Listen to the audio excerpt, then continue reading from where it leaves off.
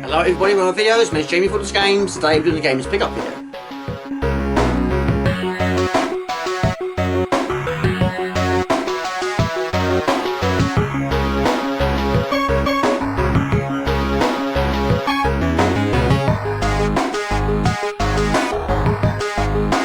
Okay, so yesterday being the 9th of November 2025, I've still got my wristband on, but yes, I went to the retro gaming market, took place in London, been there 5 times now. I did go earlier in the year, went in March, which I believe was the 16th of March 2025. I was hoping to go there a little bit more this year, but it didn't go according to plan. But yesterday, I was trying to save up as much as I possibly can for the last 3 or 4 months, and I managed to take with me £350 cash. I did originally have 400, but I had to spend that on my train ticket and various foods and petrol, that sort of thing. So 350 cash is what I took with me. So out of the £350 I took with me, I spent a grand total of 250. So having £100 left over was not a bad thing. But yes, I have got another event which I'm going to later this month. I might go, I'm not sure. I haven't really got a lot of spare cash. But yesterday I managed to get the train at 7:43 I think it was, and I arrived in London at 8:13. So basically it takes about 30 minutes to get there. Got on the right tube, it was like 9 stops, and I arrived at the event 1.5 hours early, like I did in March, which is not a bad thing because this time of year it's starting to get quite cold and the queue can get out of control. And if you get there late, you get the queuing up outside. So yes, it was an hour and a half wait in the queue, but that way I know I can get in there very early and get some early deals. Earlier in the year, when I was going to the event, on the train I took my notepad and pen with me. I was writing down some games hoping to get at the event, but this time I totally forgot. But this time I did take my Nintendo DS with me, and I wasn't playing it on the way, it was just too packed on the train. But on the way back I was playing Dr. Kawashima's Brain Training, How Old Is Your Brain? Now bear in mind I'm 43 and I haven't played the game for about 3 years, but brain age was 46. Not too bad I suppose, but yes, on the way there I didn't do anything, I was just so tired, and today I'm feeling tired as well and my legs are killing me. I walked miles yesterday. Yeah, I don't understand why I'm so much pain, because walking is something we do on a daily basis, unless you're in a wheelchair, but I did walk a lot more than I would do, but as a result, yes, both legs are killing me, but I have got the week off work. So, because I forgot my notepad and pen, I was trying to have a brief think of what I was hoping to find at the event. There was about 12 I could think of off the top of my head, and I found 3 of them. So, like the one I went to in March, 9 items I bought. So I'll show you in the order I got them and how much I paid for them. I made one mistake already. It wasn't £250 I spent, it was 233. So anyway, the doors open and off we went. So after realising there wasn't going to be any mini boxes on this visit, I decided to go to a seller which I had bought from previously, and that's when I got my first one after about 15 minutes of being there. This is Global Gladiators on the Master System, and this was actually one of the ones I wanted. And being the first purchase of the day, it's still very early days, and being £12, I didn't reduce it any more than that. I thought that's a pretty good deal. It's complete with manual, it's sealed. Well, it's not his original seal, but it's in this protective sleeve, which I do like. I paid in £12. So yeah, off to a good start. But yeah, CIB is complete in box, and yes, you can technically take them out of the protective sleeves, but I don't like doing that because some of them are quite difficult to get back in. But being one of the ones I wanted, it was nice to get it at the start. But the first version I got, the first version I played to be safe, my friend Graham had this back in the day on the Mega Drive. And it wasn't long after that I realised that it was actually on the Amiga. And of course, me being me, I have got it, but I've never ever finished any of the versions. But I'm very pleased with that. 12 levels, Sega control pad or control stick by Virgin Games. I don't do many pickup videos on my channel now, but these sort of ones that will feature all games which I bought on the list, not always with webcam or microphone thrown in. Let's have a look at this case to see what the condition is like. And fantastic, it's so good to open it up, and the manual is there and pretty decent condition. And of course, your important cartridge is there as well. But yes, each game we'll try out, but not all of them with webcam and microphone. Strap on your goo shooter and join Mick and Matt, the Global Gladiators, in the quest to neutralise the monsters of Slime World, Mystical Forest, Toxic Town and Arctic World. Check out the bodacious background, 1,250 awesome animation frames and the most spacious sound around.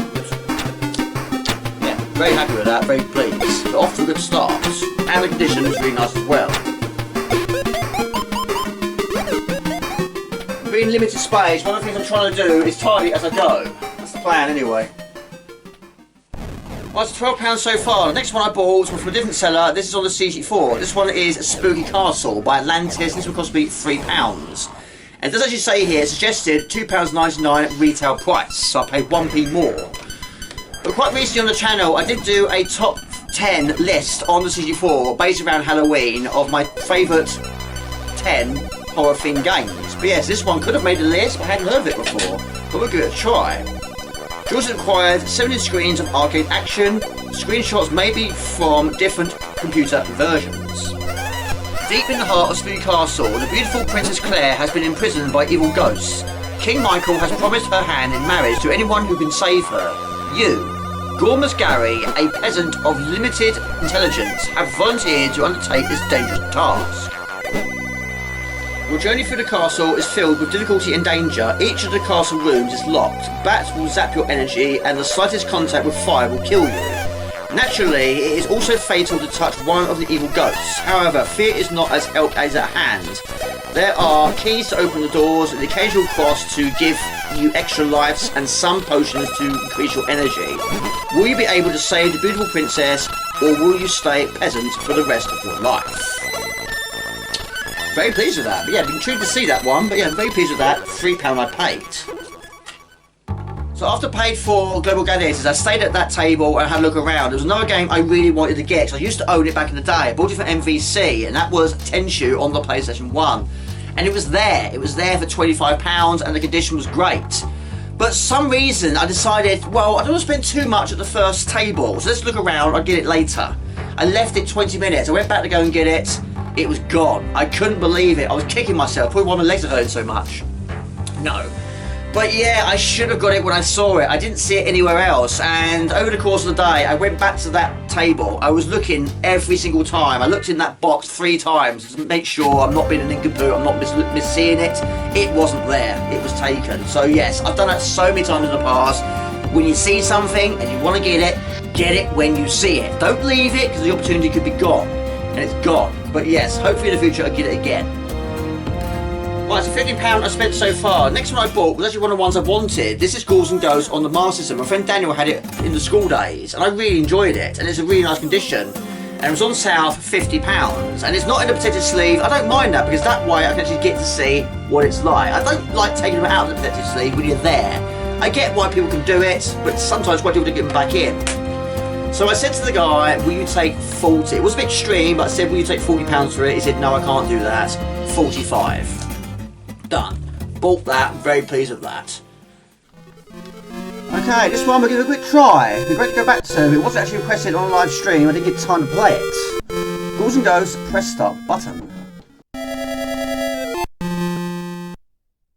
Okay, so the game is Ghouls and Ghosts, a 1988 platform game developed and published by Capcom for arcades, and the sequel to the 1985 game Ghosts and Goblins, and the second game in the Ghosts and Goblins series. And it's great to go back to. I haven't played this version for years. It's great to own it on the Master System. My friend Daniel had this one in the school days.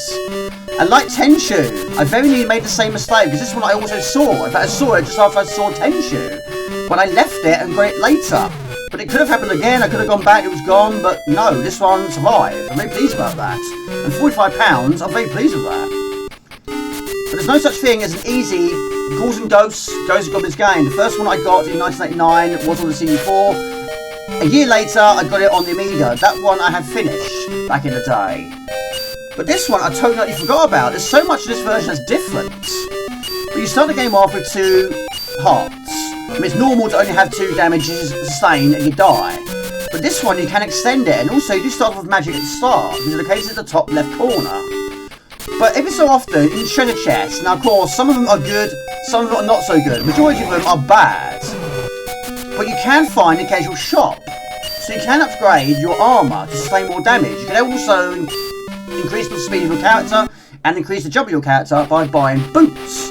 The helmet, I think, works towards magic. It might replenish your magic. But also, it's great to have an instruction manual. I'm not a huge fan of the Master System instruction manuals, but it's still great to own. So, I'm quite intrigued to see now, if I upgrade the armour to red, will that increase my armour to the maximum being in this state? We shall find out. Pick one item, but yes, the red helmet replenishes your magic. Red shoes makes you faster, makes you jump higher. We're going to go for the red armour. It has! Not only does it put armour back on my body, we still get the upgrades. So now we can actually sustain 3 hits of damage. If you get the green armour, 4 hits. Gold armour, 5 hits. It's very rare to have things work for you in a game like this.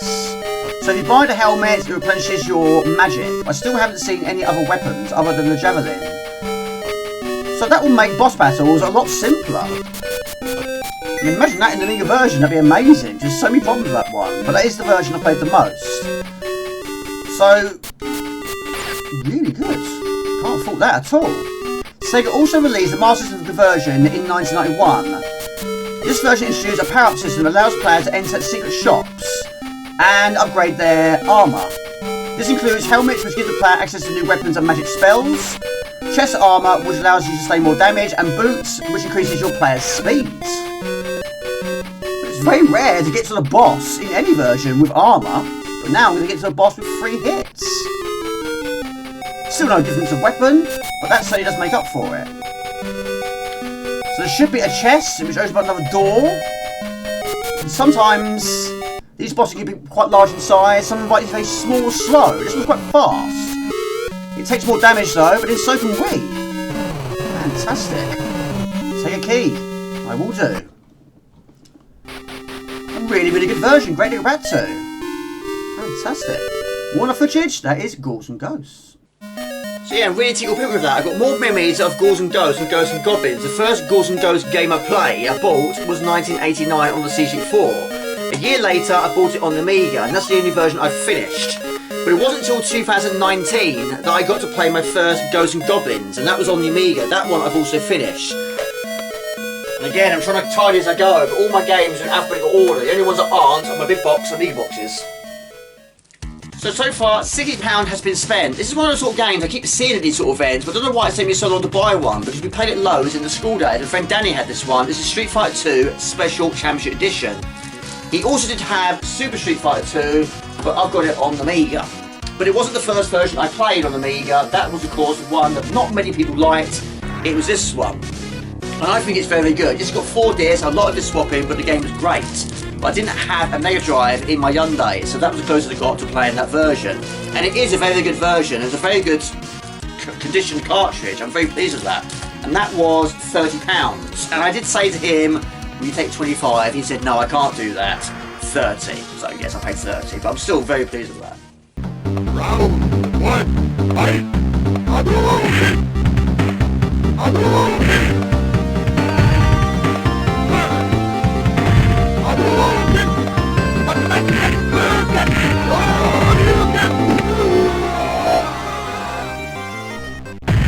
You win! Perfect! So in my young days, I wasn't very good at haggling. I wasn't very good at going to boot fairs and saying, will you take this and will you take that? I wasn't very good at that. I kept bottling it at the last minute, but I'm getting better. So many of these sort of ends, there's no harm in asking. The worst I can say is no. That's the worst case scenario. But I still think £30 is very, very good. It's a really heavy case as well. I'm quite intrigued to see the thickness of this manual. Round 2, fight! Sonic boom!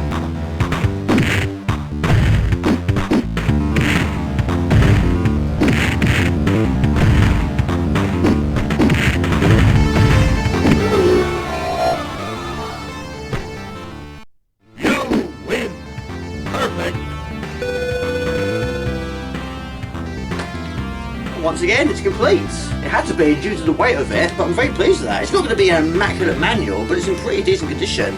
And the cartridge looks really good as well. There's no rips or tears on it. Very, very pleased. And I think most people played Street Fighter 2 first, and probably either played it very late, the first game, or never got to play the first game. I have played it on Amiga. I do own it as a physical version on the C64, but I'm very pleased with that. It really is good. You can't go wrong with Street Fighter 2. Yeah, quick question to the viewers. What was your favourite version of Street Fighter 2? Because there was so many. And I did buy from Electronics Boutique when it first came out. Bought myself a physical version of Hyper Street Fighter 2, which is the 15-year anniversary edition. And on that one, you did have the Street Fighter 2 Championship Edition, Street Fighter 2 Turbo, Super Street Fighter 2, and Super Street Fighter 2 Turbo. Just kept extending it, didn't they? But it also did have the 1994 full-length anime, Street Fighter 2, the animated movie, which I have got on DVD. £6, bought it from HMV. It's still sealed. The reason why it's sealed is I watched it on there. But another nice addition to the collection, and so is that. So yeah, who's your favourite character? What's your favourite version? So far, £90 has just spent at the event. Next one I bought was a different seller on the PlayStation 1 this time. This is £10 on Micromaniacs. And I have played a demo. I've never ever played the full version. I have to admit though, when I played the demo, I wasn't overly sure. Myho, I've also played a demo. I was also not very sure. And I was in 2 minds to buy Myho. I saw that later in the day, but I thought, let's give it a try. Let's risk it for Will and Biscuit and see if I like it. I probably will, knowing me. 9 out of 10, Micromaniacs is the best micro game yet. Codemasters, genius at play. 3, 2, 1, go!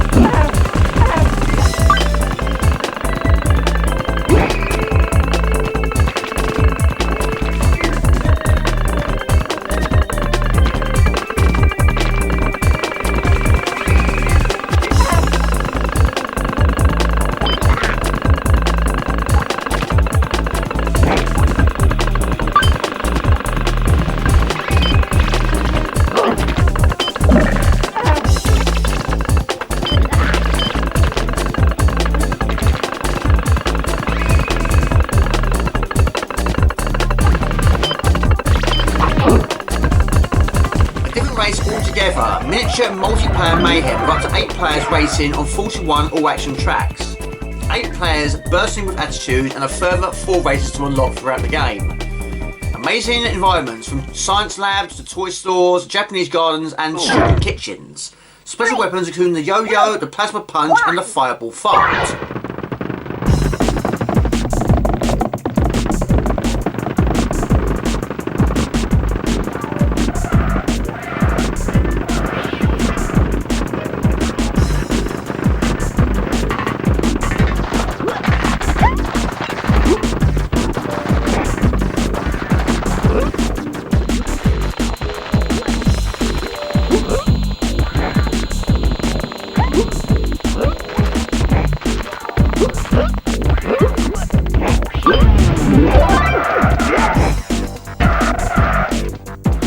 Race along with friends in a variety of modes, including challenge, time trial and tournaments. And also, it's not Myho, it's Moho. And I found out it's not actually Codemasters at all, I thought it was. But also, I do have my demo here, which has Moho on it. That was a game I thought it was. Also got demos of Engine Racing, Conor McRae Rally 2.0, which I have up there, and Jedi Power Battles, that I used to have, got quite far, don't have anymore. But yes, Moho, a bizarre world where land surfing rules the planet. And I did see it a few times yesterday, but the condition wasn't all that. But yes, it's not Codemasters, but that is. But we're going to try. But first, let's have a look at the conditions. Right, it is complete. We've got the PlayStation 2 bestsellers, Codemasters, Genius at Play. The manual is there, got a bit of a crease in it, but you can't argue with that. £10 is a bargain, isn't it? And the disc. The condition of the disc is really good. A few fingerprints, but we can wipe those off, that's fine. But give it a try. So £100 has been spent so far. And this is actually one of my favourite purchases of the day. On the PlayStation 1, bought myself a physical version of Skull Monkeys. I've been trying to get this one for ages. It was first mentioned to me by Craig from the Wrecking Crew, and I've been trying to get a decent version, but this was actually quite expensive. I saw it in the shop quite a lot back in the day, but I hadn't seen any reviews, hadn't seen any screenshots, and I didn't know a lot about it, so I never really got it. But we'll give it a try. But £70 what they wanted for it, and I had bought a few from this seller, and I thought, let's go for extreme on this one. Let's try offering him £60. I said to him, will you take £60 cash? And he checked with his friend, and his friend said yes, that's fine. I was quite surprised he said fine. I didn't think he would. So £60 for that one. It's not in a protective sleeve, I don't mind that, because of course with that sort of money I would like to see what I'm getting, and it's complete. So I can't argue with that. Let's have a look at the disc. Can't really see anything on there in terms of scratches, but of course the streaming light's not helping. But yeah, it looks really good. Very, very happy with that. Yeah, we'll try that one out very soon. Alright, so there we go. Playing for the absolute first time on the PlayStation. Skull Monkeys. because the game is Skull Monkeys, a 1998 platform video game developed by Neverhood Incorporated and published by Electronic Arts for the PlayStation. It's a sequel to the Neverhood, and rather than being an adventure game, it's a platformer. Players take control once again of Clayman, who this time must defeat a horde of creatures known as the Skull Monkeys under the command of an old foe, Clock. And this is the Science Centre, and there's two things I found out already about this game. The first one is I didn't realise this was a sequel, and the second thing, I assumed this was a point and click. Maybe the first game was, I'm not sure, but I'm pretty sure I have seen this footage-wise on the internet at some point, but I've definitely not played it. But I am getting Earthworm Jim vibes. You've got to try and find a certain quantity of balls while avoiding these Skull Monkeys. And you can't really sort of do much damage at the start other than just jumping their heads. So it's pretty much your own skill, and you have the bullet to do so. Which we've only got one single bullet, but we are also equipped with a halo, and that does sustain more damage. So there's going to be secrets of plenty in a game like this. Find 100 balls. But yeah, if you take damage, yes, you lose your halo. You have no halo, basically going to explode. So I've also found out, but yes, I did go to the control screen before attempting the game, and yes, it does actually say in the option screen that R1, R2, and L1, L2 are basically unassigned. You can assign them to skills once you've found them, of course. But for a game like this, there's going to be quite a lot of skills, I imagine. So I'm going to continue by jumping on their heads, and in doing so, they explode. The game was met with positive reviews, as critics like the game's unique style. As with the Neverhood, the characters were sculpted from clay. Right, but yeah, I didn't know there was a sequel. Didn't know it was the first game. I assumed this was your one and only. Going well so far, but yes, this is a short one. That is a checkpoint. Now, even though I've wanted this game for a while, I've been searching for it at various locations, including on the internet, and it's been a very, in terms of price, very up and down, more up than down, but I'm very, very pleased to get this for £60. I'm actually quite surprised I got it for £60. I was expecting it to be a lot more than that, just what I've been seeing online.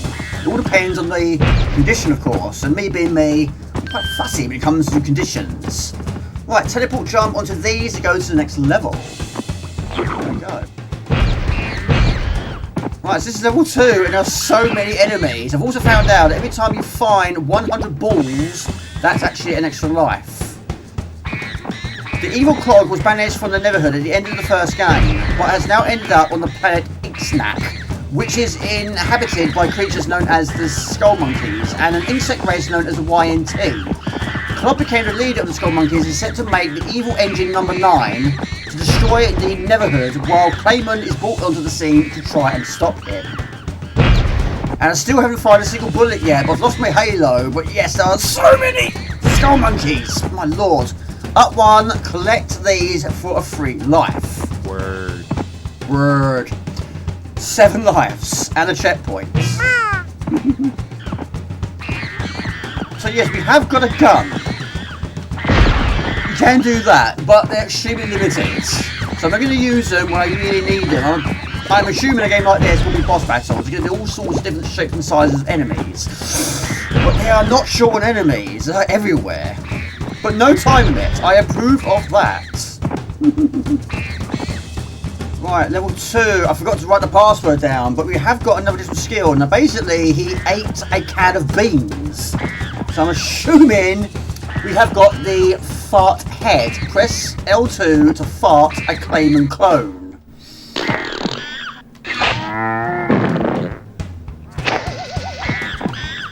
And off he goes. So if this one takes damage, I don't think it really matters. So I suppose in a way, like Abe's Odyssey. Another game you can fart in that one. Right, that is also a... we get 3 of those, it takes you to bonus round. I had 2, but I'm guessing it's a different level now, so it resets. Now I have mentioned this before on previous ones, but at a place like this, bear in mind it gets busy very quickly. There's people there, there's 2 kinds of people. We've got ones there that have got a phone in one hand and the game in the other hand. Some of them will buy games because they want to get them for themselves, and some buy them because they want to make profit from it. There was so many of those there yesterday. You know, I get it to a point. I do get it, I do understand it, but for me, I don't do that. But these people can be a bit rude at times. But yeah, they don't give a damn really what the condition's like, if it's complete or not. They just want to know how much is it worth. But for me, I want it for my collection. I want to own them and I want to enjoy them. and we'll give that a try. Now, after I bought Global Gladiators, I did go to the second seller where I found my next purchase, and like Tenchu, I didn't buy it straight away, but I saw Heimdall for £55 on the C32, so I thought it was. We'll get back to that later. So I left it. The guy did say to me, I've got some more C32 games, you want to have a look at those? I said, sure. There was 5, and he handed them to me. One of them I'd seen before. It was a poor version of Pirate's Gold, which was a cardboard case, not a fan of those. He also had 2 versions of Oscar and Diggers, which we've already got. There was Global Effect and the Encyclopedia, which we've also got. So I said to him, yeah, thanks, but no thanks. But I looked at that at first, I thought, well, I have got this one. I've only played Heimdall 1. So I went back later to see if it was still there. When I went back for the second time, I thought to myself, hang on a minute, that's not Heimdall 1, that's Heimdall 2. £55, that changed things. But it was actually quite some far away from me, so I couldn't see it up close. But on close inspection, I realised it was the second game. So yeah, £55 was what it was priced at. And I didn't want to make the same mistake with Tenchu. So I said to the guy, will you take £45 for it? It was extreme, I know, but confidence was high. But he said to me, no, how about £50? Done. Now, this one is in a protected sleeve. I'm not a huge fan of these double cases, but I've never, ever, ever played Heimdall 2. I've got a rolling demo. But it's just a rolling demo. I've had it for years. You don't actually get to play it, it just goes round and round in a loop. But I'm very intrigued to see it. But it's a very, very heavy case.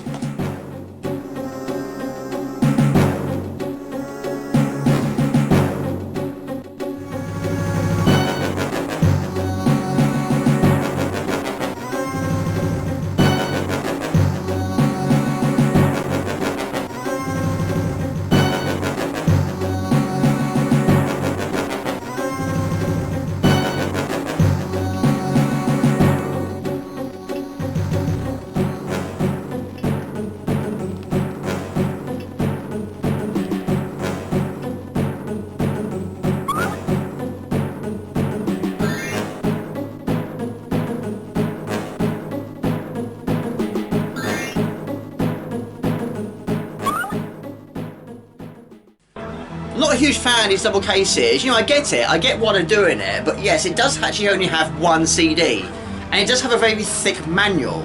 But as you can see, it fits in that component, and this one is totally empty. But I suppose the manual wouldn't fit in a regular case, and the only other time I had a double case with the C32 back in the day was when I bought Universe from Computer World.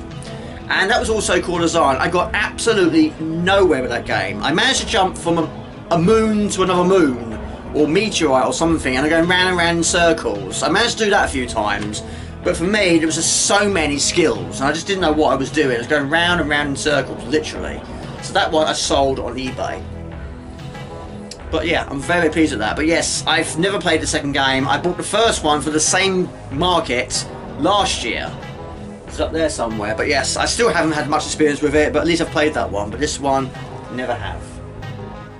Yeah, that one I bought last year. I bought it from the same retro gaming market. But yes, I was absolutely delighted with that. And a really nice box and a really nice bargain. And it cost about £20. Really was delighted with that. I still haven't had much experience with it though, but it's nice to own. I suppose it was a bit extreme trying to sort of get £10 off of it. But yes, £45 was my initial offer. He said no, £50 what I paid for it. But it's going to be a complicated game. But yeah, it's done by the same team that did Premier. A game I still haven't finished, but making good progress on that one. This is going to be tough once again, but very pleased with that. But yes, my C32 collection is growing all the time. Maybe one day I'll complete it. That'd be great to do that. But there we go. Heimdall 2. Right, so far £210 has been spent. 2 more games remain. The next one is on the Mega Drive. Bought myself a physical box version of Micro Machines Turbo Tournament 2. I think that's correct. Without a doubt, the best Mega Drive game there is, 96% official Sega magazine. Codemasters, pure gameplay. Now, when I went to the same market in March, I bought the first game, which you might have seen on that video, and my friend Danny from school, he had this one. I can't remember if he had this one or not. Next time I see him, I have to ask him if he can remember. But yeah, you cannot go wrong with a game like this. I have got quite a lot of Micro Machines games in my collection, but this is a nice addition. Bigger, better, faster, meaner, more. They're back. Codemasters bring you Micro Machines 2 Turbo Tournament, packing more micro power than ever before. Flying, hovering, tracking, biking, the game has exploded in every aspect. power-up pickups, interactive courses, rain, wind, wild jumps, and much, much more.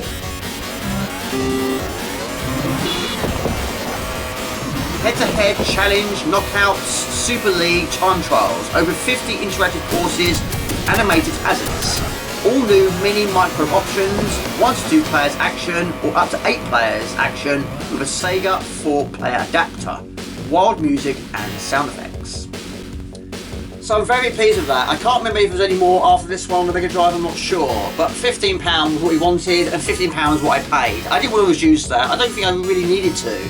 It's brilliant. And the condition on the outside is very, very, very good. I'm very pleased with that. But we'll try it out. It'd be great to go back to, but I haven't played this one for absolutely years. A long, long time. Well, again, for £15, I can't argue with that. There's a slight mark in the middle there, but overall, you can't argue with that. I mean, the cartridge is there, it's not damaged, it's in good nick, it fits in there nicely, and the manual looks in really nice condition as well. Really, really pleased with that. That's fantastic. Really nice. I'm very surprised a game like this hasn't been remastered. So there you go. Look out for the Definitive Rally Riot Super Skid Marks that do have on the Amiga. But yeah, has there been a compilation? I don't know. The latest game I've played, new one should we say, was on Xbox 360. That was Toolbox Turbo. So whether it was actually originally supposed to be Micro Machines, maybe. It probably wasn't allowed to use the name, so I had to change it slightly.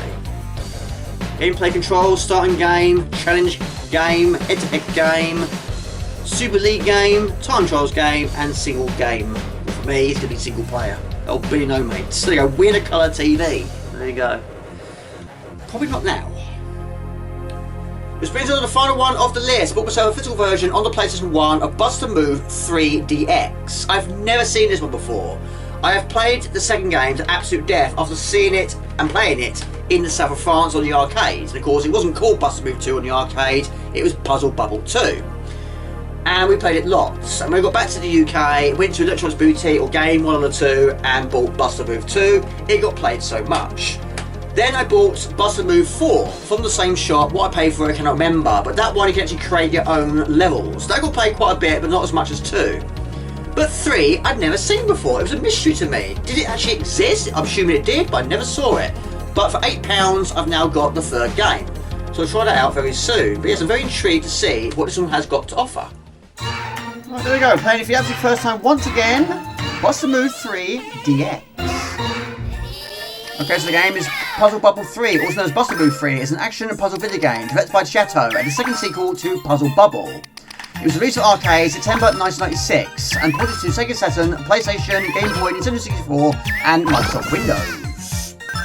There we go, did that in 15 seconds. Right, there we go, short and sweet, round 2. Further ports were made for Nintendo Switch, PlayStation 4 and Xbox One, which were released in February 2023 by CD Connections alongside Puzzle Bubble 2.